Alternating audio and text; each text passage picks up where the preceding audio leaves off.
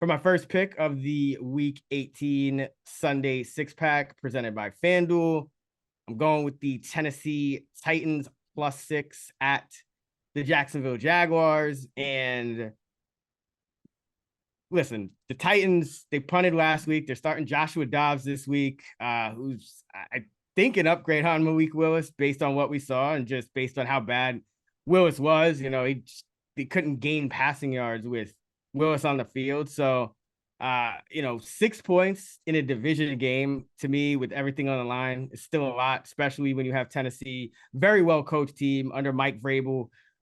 When he's been an underdog by field goal or more, 21-9 against the spread, 70% in his career. And Tennessee, the one thing about kind of punting last week against Dallas is, as many people as could get healthy are healthy for this game. They really, the only guys on the injury report were guys that wouldn't play a ton of snaps anyways, only a couple of guys, but everyone else practiced at least on a limited basis. So, you're going to get a full strength Tennessee team that's been preparing for 2 weeks for this, and should be healthy enough.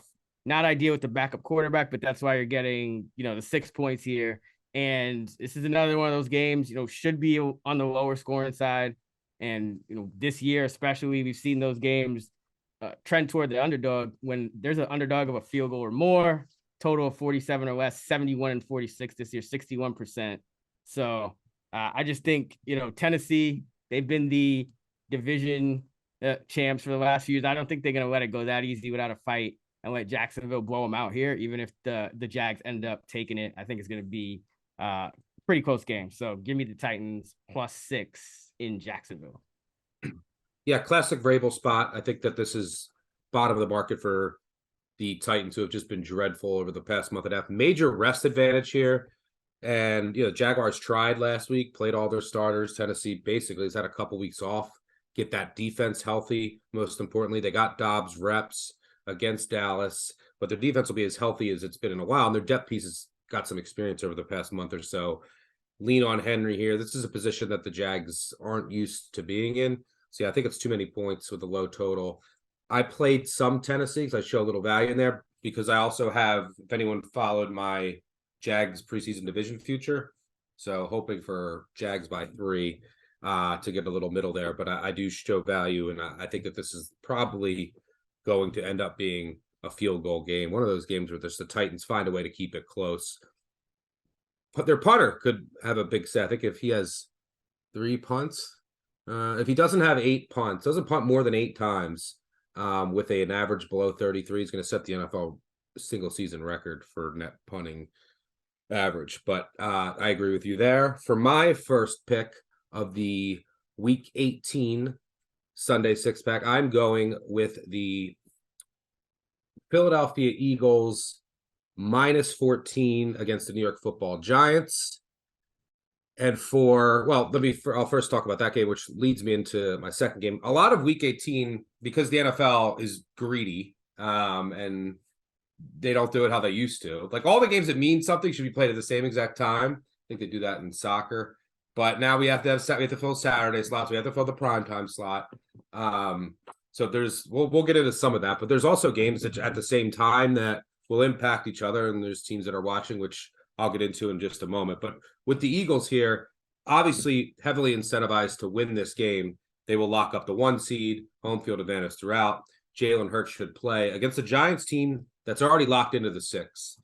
They have probably spent the entire week preparing for the Minnesota Vikings, their likely opponent, and they can't improve their positioning. And then if they win that game, which they easily could, they're going to play the Eagles, most likely. Why show anything more here?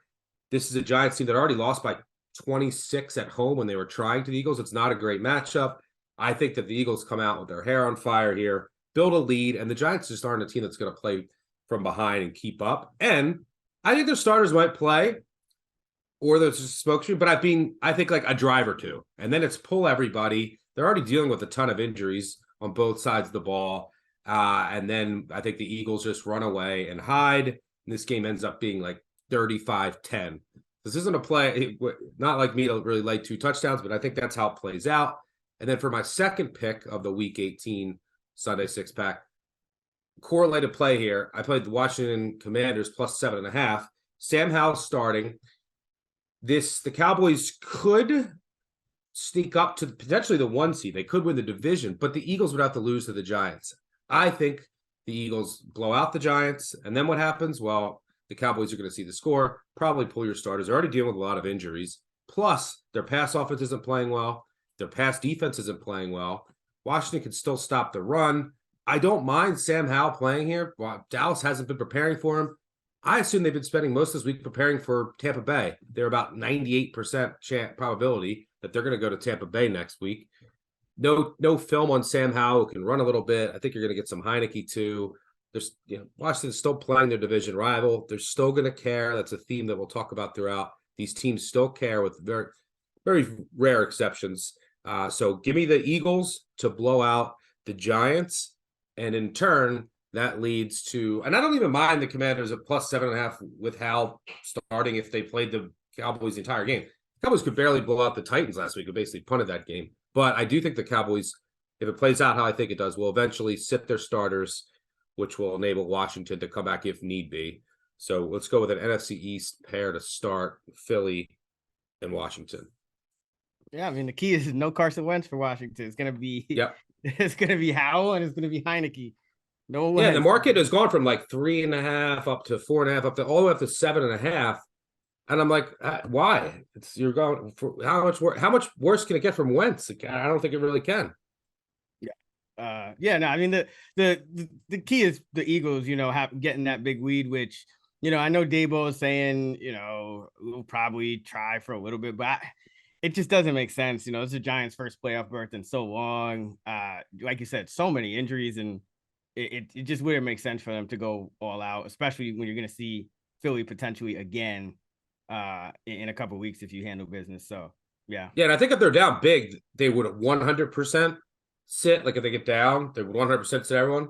And I think that the way Philly's going to come out here and the way they match up with their run game, they're going to build a lead, and then then if you're Dable and you have your starters in there and someone gets hurt, you're going to look like an idiot. So I think eventually by the second half, this snowballs on New York and then keeps snowballing, and then it's a party in Philly. All right. Yeah, can't argue with it. All right. So I'll go fourth, and then you can go fifth, and I'll go sixth. Okay. So for my second pick and the fourth overall of the week 18 Sunday 6-pack, I'm going with the Carolina Panthers plus 3.5 at the New Orleans Saints. And this is essentially a meaningless game. But essentially it is. Essentially. Yeah. It's when I say meaningless, I mean, I'm sure there's certain guys that are, they're fighting for jobs and stuff like that. Meaningful to some too. There's a spread on it. So yeah, exactly. You're right. But as far as the Tampa Bay locked it up last week with the win over Carolina, but this New Orleans team, I think last week was the week to back them against Philly. They pulled through, ended up pulling the upset, but I still think this Carolina team is going to play feisty here. I still think Carolina has a good chance to win this game. You look at New Orleans, and New Orleans is playing a lot better defense. That's really what's kind of kept them in these games lately. But New Orleans has been a lot better against the pass than the run, and we know Carolina wants to run the football. New Orleans still just 19th in DVOA against the run, and then Sam Darnold, he had a couple of bad plays in that Tampa Bay game, but overall he still played very well. He's still first out of 42 quarterbacks in EPA plus completion percentage over expectation composite. He's third in EPA per play. He's eighth in success rate. So this Panthers offense is no joke, I think, whether they're running or passing. And this Saints offense, it's kind of been, they're going to score between, 13 and 20 points in every game. And, the way Carolina came out, even against Tampa Bay on a road, and built that 21-3 lead, I think that was a better defense than the Saints defense. So I'm not knocking Carolina for being on the road. Still a divisional game. Still both teams playing for pride here. So I like the Panthers getting more than a field goal against a team I'm not convinced is really that much better, if at all. And just another one of these games here where you have this low total and a dog by a field goal or more. Those are hitting 61% this year. So one more time before we're out of here, got to go with the Panthers plus 3.5 in New Orleans.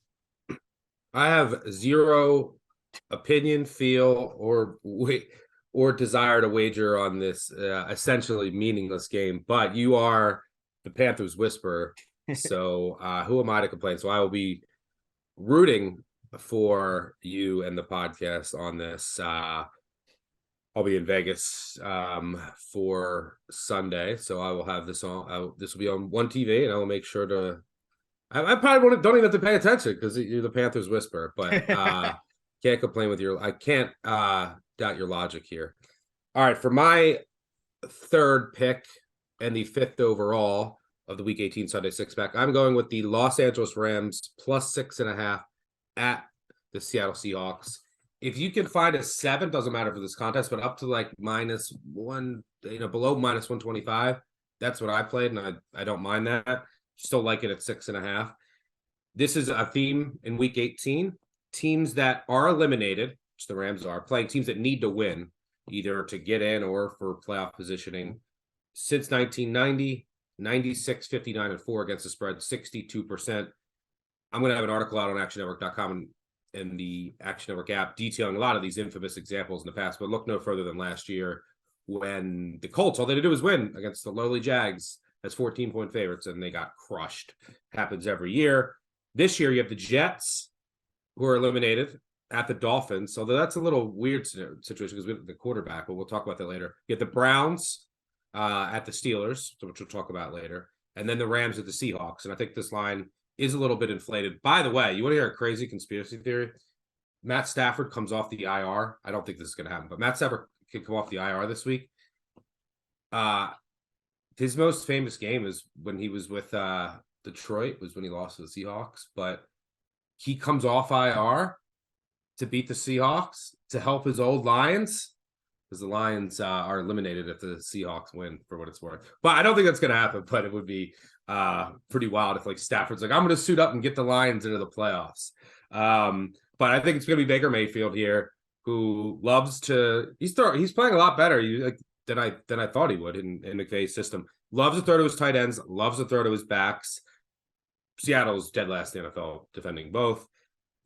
Rams run game showing some signs of life lately, which they could get going against Seattle.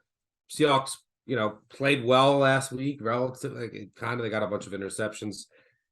Still a team on the downtrend on both sides of the ball. Now you're asking them to win by 7+ with all the pressure on them. Rams with Wolford a couple weeks ago should have beat Seattle. I was on them then. I'm on them again here. Give me and a lot of times when you get these teams, you get an inflated line, but the teams that have to win are play tight, and McVay and company will have like trick plays that can come and play loose. This is now their Super Bowl. This is a team that won the Super Bowl last year. This is their Super Bowl. Let's end the Seahawks season, and this is our final meaningful game. So everyone will show up, and they've been playing hard over the past few weeks, which I like. So yeah, give me a classic play of mine in Week 18, a team that's eliminated, playing a team that needs to win as a road dog. Give me the Rams here.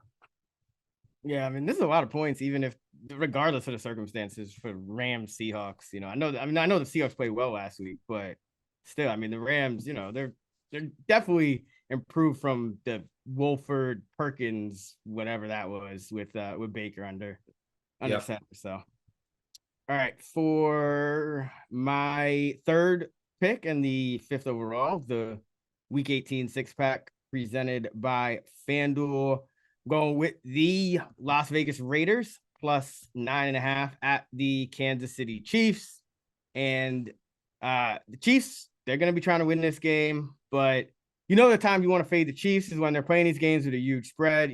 Going back all the way back to November 8th of 2020. And including the postseason, Kansas City more than a field goal favorite, with Mahomes starting just 9-24, 27% against the spread. This year, 3-9, just 25% against the spread. And this Raider team looked pretty feisty against San Francisco last week on both sides of the ball. It was a lot closer than I think people thought. And I think the Raiders, they're still gonna come out hard here. Stidham, there's still not a ton of film on him with the Raiders, and they are healthier. You know, they got Waller back, they got Renfro back. So I think the Raiders come out here and still give a pretty good effort here. Last game of the season, and the Chiefs more or less just don't cover these big numbers. Really good chance, usually over 70% that they don't. So pretty much as simple as that. Give me the Raiders to cover the big number in KC on Saturday. Yeah, Chiefs is a favorite of over 7, always worth a look for as a fade. And I agree with you. Look, doesn't matter for this contest, taking the 9.5, but I'm going to be on the Raiders too. It's at 9.5 now, in a little bit of a dead range with a chance to get to 10. Yep. So if you're listening out there, if it's not at 10 already, or if it's, you might just want to wait and see if that 10 pops. But yeah, Stidham last week threw for more yards than Carr did at any game this season, threw for a higher average than Carr did at any game this season, and threw for as many touchdowns as Carr did, and matched his longest play from scrimmage against the number 1 defense in the NFL. And we talked about it all year. Carr doesn't really fit in that system, right? And Stidham knows the system and looked very comfortable running that scheme. And yeah, he's got all his weapons back. It's not like the Chiefs defense is going to put up a lot of resistance. One thing that I really liked is Stidham, who I think he was the highest rated passer last week. He had like 400 yards against the 49ers. And then, he had an unlucky pick, and he came into the locker room and was apologizing to his teammates for not getting it done. And I saw Devonta Adams was like, no, we shut that down right away. It's like, I love like the accountability. And this goes back to like, all right, Chiefs are playing for who knows? We don't know what the NFL is going to decide this other game, but they need to win this game for the 1 seed regardless. And this goes back to, okay, little inflated lines and circumstances like this, because the Raiders are no longer alive and eliminated. This now becomes the Raiders Super Bowl, right? At home, let's end the Chiefs' chances of potentially getting the 1 seed. We built some momentum last week. You also have guys, like I said before, you're playing your division rival. You're at home. It's going to be a pretty good atmosphere. There's incentives. You're playing for contracts and jobs and et cetera, et cetera. So yeah, I think this line's inflated. Chiefs over touchdowns a favorite is always worth a look as a fade. I agree with you there.